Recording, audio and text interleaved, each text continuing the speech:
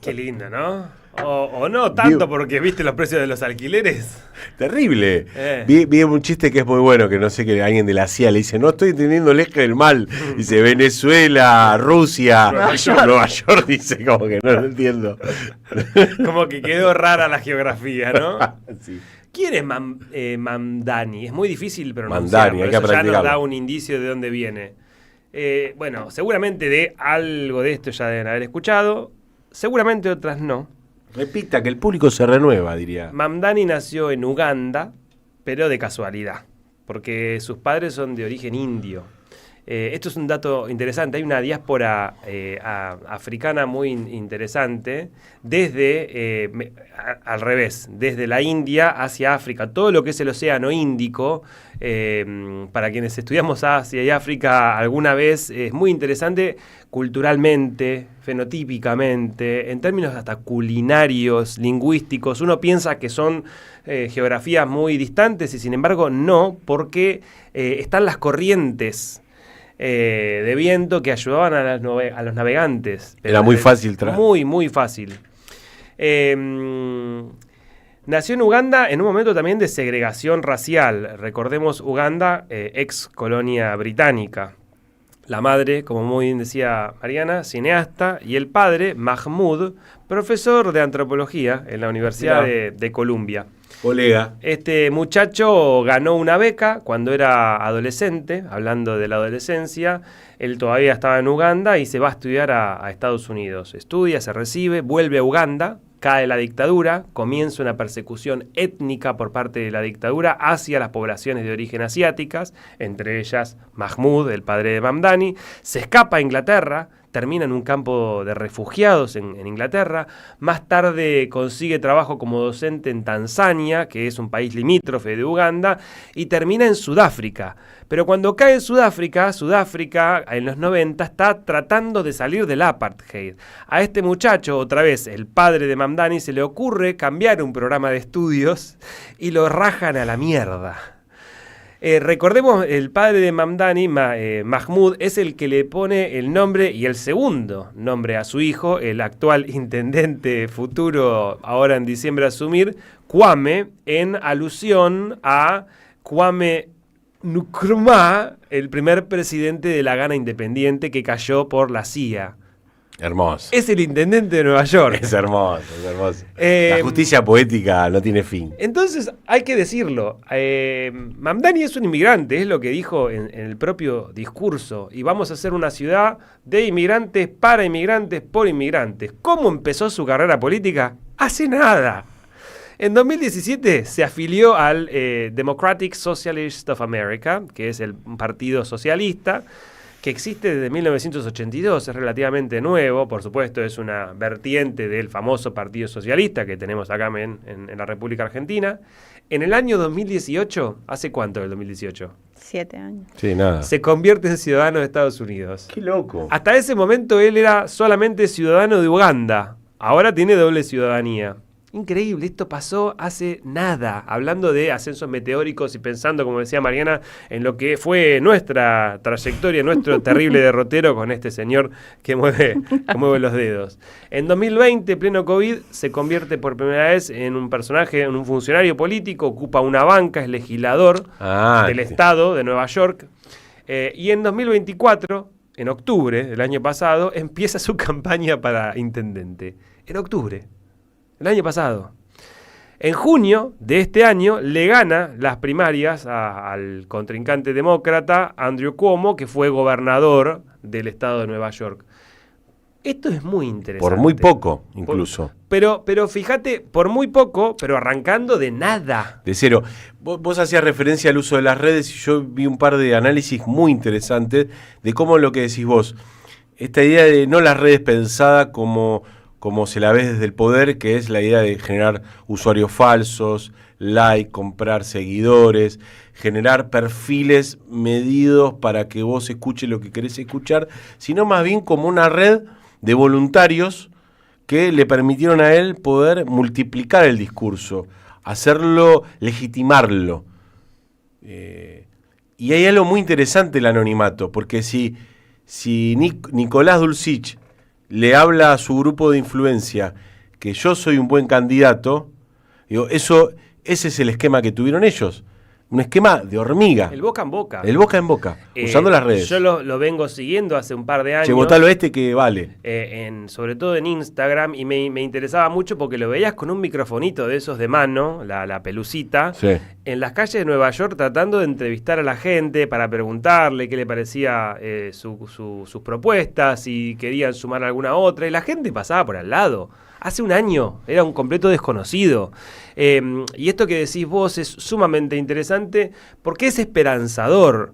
Si nos abruma, nos asusta la idea de que esta política, la alta política es inasible, en el sentido de inaccesible para un trabajador, una trabajadora, alguien que como nosotros vive de su salario, del fruto de su trabajo. Bueno, en definitiva, no, acá lo que salieron a hacer salieron a golpear 90.000 puertas. Eso.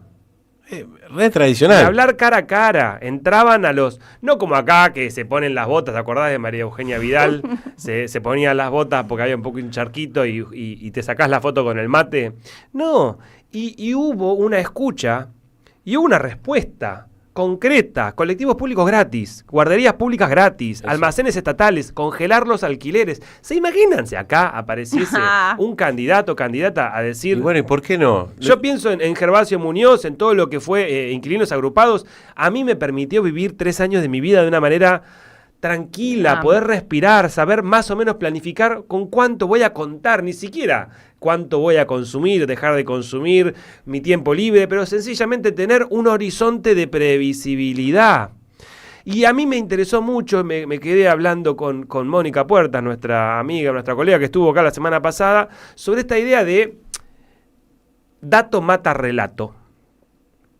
Y llegamos a la conclusión que no, es exactamente al revés. Relato mata dato.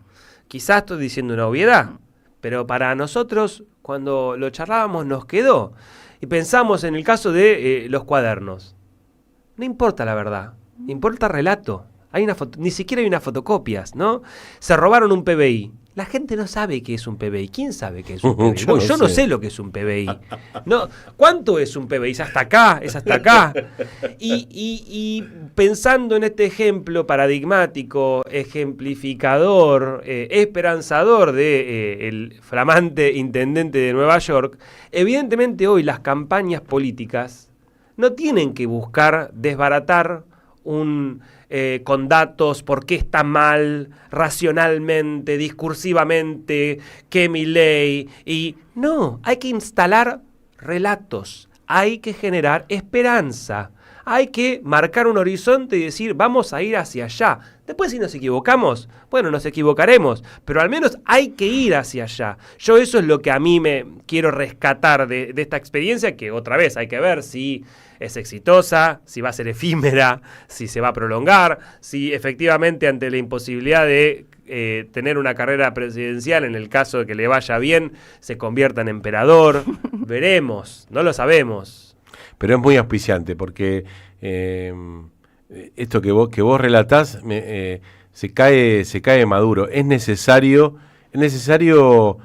poner una oreja en las necesidades, porque cuando hablas de programa hablas de cosas concretas. Y vos fíjate que en el corazón del imperio no es cualquier ciudad de Nueva York, no estamos hablando que ganó en Texas, ¿no? Vos decís, ¿qué pasó? Se fue toda la mierda, no es Texas, es Nueva York. Pero vos fíjate como de un disvalor, como ser musulmán, que es como hace 50 años decir es judío, perdón, pero es lo mismo decir musulmán. O otro disvalor muy fuerte para la sociedad norteamericana, como decir soy inmigrante, que le pasa mucho a esta idea que se quiere instalar más acá en la Argentina y a veces no pega tanto, esta idea del racismo, países construidos por inmigrantes. Bueno, el tipo logra revertir esa situación con mucha creatividad y da una lección de política, que no son traspolables, digamos, no es tan fácil, no es que hay que hacer los mismos videos que hace Sora. Hay que, ¿entendés? Esta idea, esto es muy interesante, de un grupo de izquierda que fue a Vietnam, volvió y dijo, interesante, ¿y qué aprendieron? Y hay que estudiar mucha historia. historia de Vietnam. No, historia de tu país tenés que estudiar. No tenés que tratar de repetir. Y nosotros también que pensamos mucho en esta estructura de partidos, más bien, si bien, por ejemplo, el Partido Justicialista, el peronismo, es un movimiento, esto ya lo sabemos todos, sí esta idea de los varones del conurbano y la importancia de que tienen los intendentes, la estructura y los fiscales. Y acá algo que se le achacaba mucho desde la oposición, que del propio Trump dijo que es un comunista, era su falta de experiencia y su juventud, y lo tildaban de millennial, hablando justamente de los adolescentes como un disvalor. Algo que es muy interesante, porque yo me puse a leer muchos papers y artículos de analistas, de marketing, de campañas, que los votantes, sobre todo los más jóvenes, terminan decidiendo el voto en el ultísimo momento, en ese segundo en el que van a poner la cruz ahora en la boleta única, o en su momento poner la boleta en el sobre, y que justamente tienden a ser esos jóvenes, los más jóvenes, los que tenemos que empezar a interpelar desde estos sectores, muy ambivalentes hacia los principales candidatos, los ya instalados, que no son partidistas y que están mucho menos interesados en aquellos que ya estamos decididos desde el vamos. Entonces, más que pensar en las estrategias de comunicación mediáticas, hay que pensar en cómo llegamos a esa fibra sentimental, porque es desde ahí desde donde los vamos a interpelar. Cuando yo te digo, tu salario mínimo, los alquileres congelados, vamos a construir 200.000 viviendas, bueno, acá tenemos un ejemplo, funcionó. ¿Es extrapolable? Bueno, intentémoslo. Deja tu mensaje en nuestra línea de oyentes de WhatsApp, 11 3200 0530. Somos Radio AM530. A las madres las abrazamos entre todas y todos. No les vengo a hablar de lo mal que nos trata el gobierno. Las madres no esperamos nada de Milei, lo combatimos. No queremos sentarnos a hablar con él ni con nadie que venga de su mano. Pero las madres sí esperamos todo.